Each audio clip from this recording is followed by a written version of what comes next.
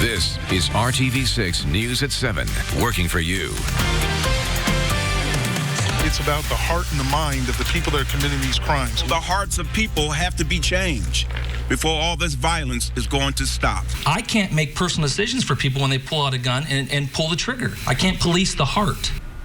A common theme as the community deals with 4 young adults shot to death. Heartbreak over the stunning violence and a push for fundamental change to make it stop. Thank you for being with us tonight. I'm Amanda Starantino. And I'm Mark Mullins. Leaders are calling upon every single one of us to solve this deadly problem, and police are working to find whoever is responsible for the deaths of 4 people at a Northeast Side apartment last night. They've been identified as 20-year-old Marcel Wills. Braxton Ford was 21, and so was Kamari Hunt. Jalen Roberts was just 19 years old. People who live in the apartment complex where this happened say they are tired of hearing gunshots in the middle of the night. This happened at Carriage House East Apartments on Shady Oak Drive. That's near 42nd Street and Midhofer Road. One woman we spoke with says when violence happens, people tend to keep to themselves. We also heard from a longtime East Side resident who went to Warren Central.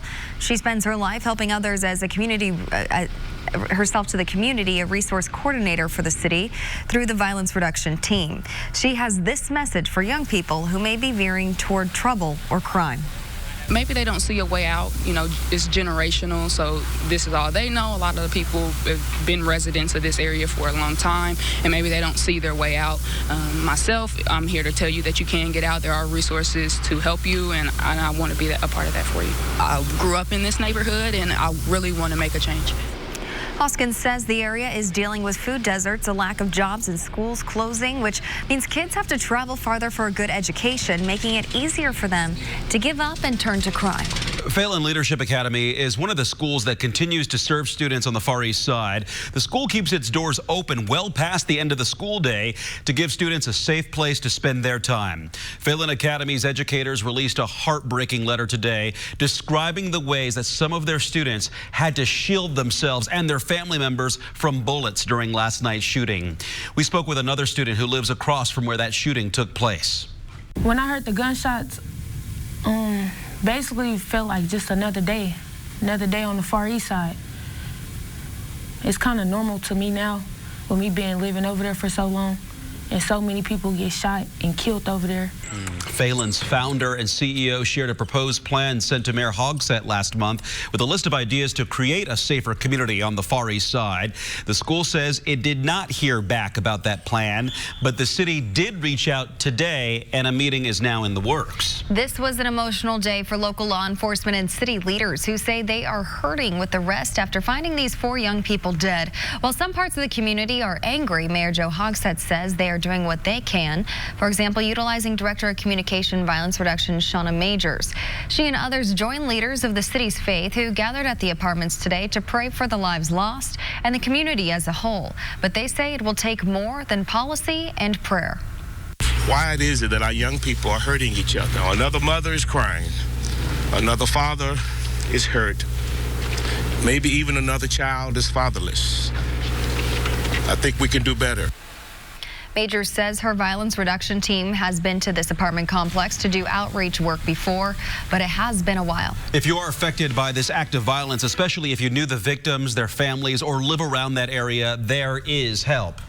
You can reach out to the Community Alliance of the Far East Side. They will help you get in touch with the right organizations to help you. Their number is 317-890-3288. We have that with all of our coverage on this story on the RTV6 app. A day of snow showers and wind chill temperatures in the teens. We haven't had to talk about the wind chill for a while. The snow is pulling away for now, and I say for now because I think it comes back after midnight. We'll see some redevelopment, especially eastern half of the state and southeastern portions of the Hoosier State. Right now, other than some flurries, something too light to detect by radar, much calmer than earlier in the day when we get these bursts of snow. 27 the temperature in Indianapolis, 26 in Peru, but notice there's no temperature range. That will be the case tonight as temperatures will change very little. That north wind takes a 26, 27 degree temperature and makes it feel like 18 in Indy, 18 in Peru. Otherwise, wind chills right at 20. Through the overnight, 11 to 1, you'll see the expansion of some light snow through the eastern half of the state. Then as we go into the morning hours, the bulk of that off to the east, but some of the evidence will be left behind. Not a whole lot expected. Half an inch in most cases, maybe an isolated spot a little more than that, but that's enough to make the roads slick. We'll talk about other opportunities for snow coming up.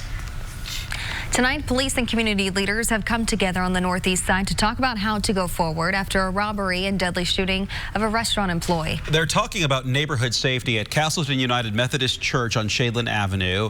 This was sparked by the killing of 35-year-old Ashok Kumar. He was working at a Subway on Shadeland near 75th on January 26 when 3 masked men entered to try to rob the place. They shot and killed him. No arrests yet in this crime, and police need your help, even if it's anonymous. We have information on how you can report anything you know anonymously in this story on the RTV6 app. It's a push to beef up Indiana's distracted driving law. Yeah, the Indiana House followed the governor's request, passing a bill making it illegal to be calling or texting while driving. Now it's up to the Senate to make the call on the future of the proposal. So tonight, here's one father's story in his own words.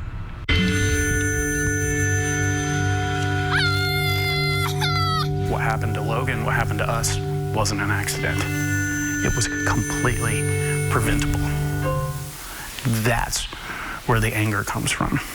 You know, didn't have to happen. We were heading north on I-75, September 15th of 2016. Everyone else stopped that day, but this guy.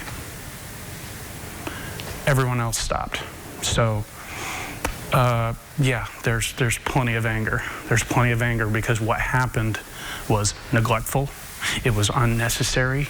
It simply didn't need to take place. We were there for maybe 30 seconds when a guy came up behind us and plowed into us at incredibly high speed. He's on an Android phone.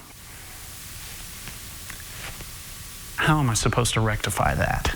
How am I supposed to crunch that my son is dead because a guy made a minimum payment on his credit card while he was driving crazy highway speeds behind the wheel? It just doesn't compute, yet that's what happened. It's disgusting, it's painful, it's insulting. Barred, it's insulting. And this is what we're talking about. This is why we fight. This is why Logan's story and Logan's legacy why they matter.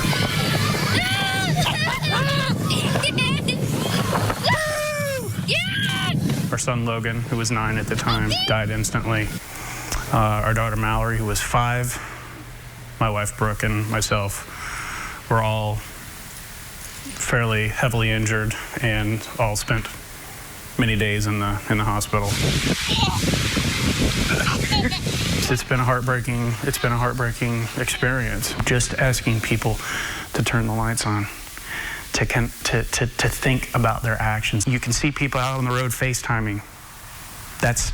We should recognize that as scary. We don't want to see other people, other families go through the same trauma, the same awful experience, because the legislators are going to point out personal rights, personal freedoms. He's got the right to have that phone in his hand if he wants to while he's driving down the road. That doesn't fit. That does not fit.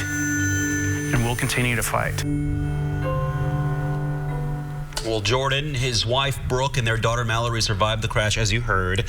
Since Logan's death, the family of 4 has added a new baby girl to their home. In 2018, their family created the livingforloganfoundation.org. The foundation is focused on getting distracted driver laws passed nationwide. The family is waiting for when the Indiana Senate will take up the latest legislation.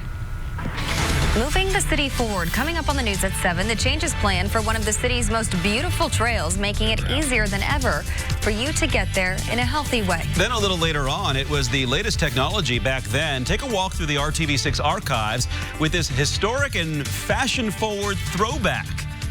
You're watching RTV6 News at 7. TV.com. Right now on RTV6, a final goodbye today for veteran race car driver John Andretti. He died last Thursday after 3 years fighting colon cancer. He was 56 years old.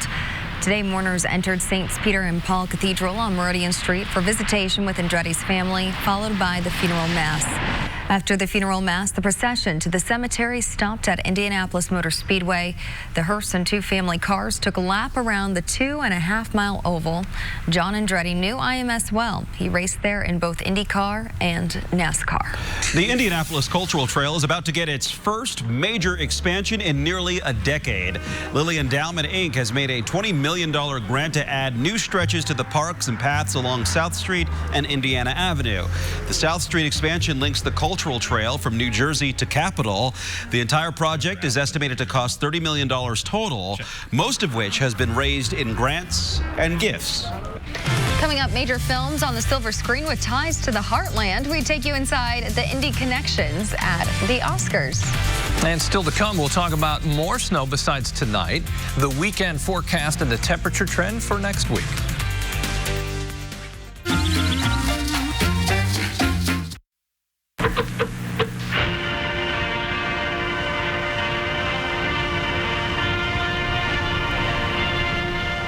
Well, every Thursday, we dive into the RTV6 vaults for a great throwback. And back in the 1980s, big department stores were the place to be. One of those legendary stores was Ellis Ayres in Indianapolis, and in 1985, they had a new invention that promised to eliminate the hassle of trying on clothes. It was called the Magic Mirror. It was dressing technology that let you see how you would look in an outfit without removing any of your own clothing. One of our favorites, RTV6 legend Barbara Boyd, tried it out.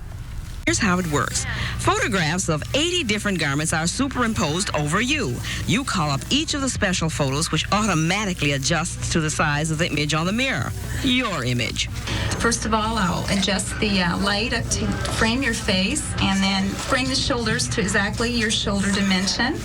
And as we do that, then we'll flip through the different slides of the clothes so you can see how you actually look. You stay in your own clothes, stand in front of the mirror, and see yourself in the mirror wearing prospective purchases. Unfortunately, the magic was short-lived for the Magic Mirror. The mirrors vanished just 1 month after Barbara Boyd's report. Huh. Mirror, mirror on the wall, which dress looks the best of all? The one you have on. Yeah, you look great. I should have said which vest. Vest. There you go. See, I like you being on the spot, though. You're good. But you know what? I'd much rather do that than keep trying on clothes, right? You know what I mean? That can end up just taking so much time. No, shopping's so fun. Men have no patience. Yeah, see, there you go. Keep it moving. Okay, the national weather story, as you saw during World News, is the tornado watch situation all the way from the mid-Atlantic down into Florida. They have spring-like storms, while on the cold side, obviously, we've got our snow. Numerous tornadoes reported in the Charlotte area and just east of Greenville, South Carolina. The storms have now passed through there and are moving toward the coastline. Let's move back to the Midwest. We've got areas of snow exiting the state for now. They're in lower Michigan, continuing to push to the north and east. Temperatures here cold. They're below the freezing mark. They'll stay there overnight tonight and not really change a whole lot during the day tomorrow. Temperature and wind chill, that combination, 27 is the actual temperature, 18 is what it feels like. Wind chill temperature not quite as bad down in Bloomington. The wind north at about 10 miles per hour. With the air so moist and the cloud cover around, temperatures will not change much between now and morning. What may change a little, we'll see potentially a little additional accumulating snow, especially the eastern half of the state. If we see any amounts approaching an inch, I think that will be closer to the state line, but say from Muncie to Newcastle to Rushville east, that's enough to make roads slick first thing in the morning. We'll keep track of that because temperatures will be below freezing. Our TV6 app may have helped you this morning if your kids were on a 2-hour delay. There were some 160 school systems on a delay. Tomorrow, Storm Shield app also of value. Check your radar. Friday planner temperatures, those will continue to sit in the low 30s through midday, 33 or 34 for the afternoon high. The Friday night into Saturday snow potential will increase really while you're sleeping overnight into the early morning hours Saturday. This too will be light snowfall, but fairly widespread Saturday morning. First part of Saturday and influenced by the snow. Temperatures staying just around the freezing mark. There's your widespread inch inch or less of accumulation, and temperatures on Sunday bounce back enough that rain becomes a little more likely. If you're looking for warmer temperatures, you'll find it. Temperature by next Thursday at 46, warm enough that we may see just plain old rain Wednesday and Thursday of next week. But we've got our snow tonight and some tomorrow night before that. All right, we'll get there. Thank you, Kevin. Well, a wide variety of films from all over the world will be represented at this Sunday's Academy Awards, and many of them have a link right back here to the Circle City. Brad Brown joins us with a look at Indy's Oscars connections. Thanks, everyone. When you think of the world's big film festivals, you go with Sundance, Venice, Cannes, Toronto, and perhaps Heartland. Indy's Heartland Film Festival has grown into an A-list destination for movies hoping to garner some big-time awards this Sunday. Several movies that had a prime spot here could be walking away with Oscar gold. Original screenplay, the members of the branch nominate. Marriage Story, Noah Baumbach. As the list of Oscar nominees came together last month, the staff at Heartland Film grew more and more excited with each category. Oh, we love it. Like I said, it's my Super Bowl. It's just an amazing, fun time of year. Whether you have an office pool, you're just rooting for a film that you love, or you do all the research and try to do all the trajectories of this film won here. Greg Sorvig has seen the Heartland Film Festival grow from a regional movie showcase to a big player on the world's cinema scene. 2019 was a banner year. Beautiful Day in the Neighborhood earned Tom Hanks a Best Supporting Actor nomination. It made its U.S. debut at Heartland as a special opening night screening. It's interesting to see the trajectory of films, but we're very fortunate. I've pulled some strings. We had some of our own movie magic out of Toronto. Yeah. But that's going to be the recipe from here on out. That's pretty brilliant. 3 of the 9 movies nominated for Best Picture played here. Marriage Story was another of Heartland's showcase films. Jojo Rabbit and Parasite were both additions that showed off the growing diversity of the festival's offerings. Do you think there's an element of the studios looking at kind of this Midwest audience saying, if we can succeed here in October, when we go wide in November and December, we might really have something on our hands here, like some of those movies you mentioned? Yeah, I honestly, I think that's the special sauce, because at the big industry festivals, you're playing for the industry. You're in line, there's an executive from HBO here, there's another programmer from XYZ Fest too, but here you get a true response. And I think we have reps from studios that, like, how did that film play here? And we give them notes and they are genuinely interested. Heartland's Indie Shorts Summer Festival has become an incubator for award winners. The top films here earn automatic qualification into the Oscar nomination process. 5 shorts that played last summer in Indy are among the 15 nominees. But it's fun. I mean, you can make a film, get Oscar qualification, or just make the festival circuit and be absolutely not known anywhere to being an Oscar winner nominee within a year. It's pretty wild. It's just a great time of year. We try to balance the films that are going to be big, hopefully will win Oscars, with the films that you've never heard of, true independent films too. It's a wide spectrum. Here are some of the films we mentioned. 5 short films will be representing all 3 categories: animation, live action, and documentary. 3 of the 5 documentary feature nominees played at Heartland, including For Sama, which won the grand prize here last fall. Parasite, Jojo Rabbit, and Marriage Story are up for Best Picture as well as Best Screenplay. Heartland is already accepting films for this year's festivals. They had more than 1,800 submissions for 2019. Indie Shorts will take place the week of July 21st. The 29th Heartland International Film Festival opens October 8th. Thank you, Brad, for that. And RTV6 is your home for Oscars Sunday. Red carpet coverage starts at 1 and continues at 6:30. The Oscars will begin at 8, and we will have a recap of the night for you Sunday on the news at 11. We'll be right back with the news at 7.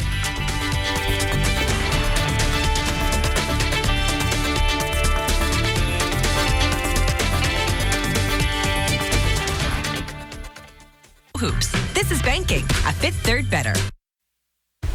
You know how I like to feature dogs that we take for a walk. Right. Who we got tonight? The forecast. We need to take attendance first. Oh, we really do. Ellie, check. She's there. Loki, Ava, Harley, and Sweet Pea. Oof. They are ready to go at the top of the stairs. I first thought there was only 3, but there's 5? Yeah, well, there's 1 on the step and then 4 standing above. Are they all Chihuahuas? No, I don't know all the breeds, but that's a big boy up in the upper right. Okay. I think it's just this size. A few snow showers return.